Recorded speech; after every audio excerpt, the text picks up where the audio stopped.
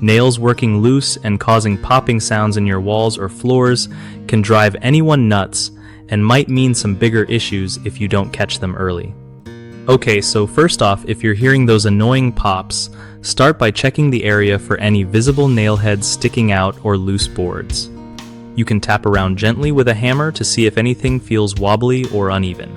Next, try driving the nails back in carefully using a hammer or, better yet, use finishing nails if the old ones are too worn out. If you notice the wood itself is splitting or cracked, throw in some wood glue before hammering to help keep things tight.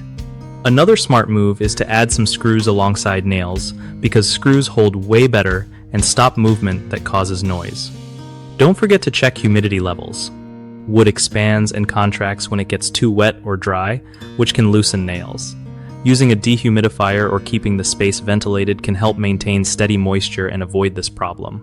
Finally, if you're dealing with flooring, putting a little carpenter's glue under the boards before nailing them down can really reduce creaks and pops. One of the biggest mistakes people make with loose nails causing popping sounds is ignoring the early signs like small noises or tiny gaps, which just lets the problem get worse over time. Fix this by inspecting your walls and floors regularly and dealing with any looseness right away. Another common issue is using just nails on high movement areas instead of screws or a combo of nails and screws, so switch to screws for a stronger hold that lasts longer. Lastly, not controlling humidity levels indoors can mess with wood a lot, making nails pop loose repeatedly. To fix that, invest in good ventilation or a dehumidifier to keep things stable.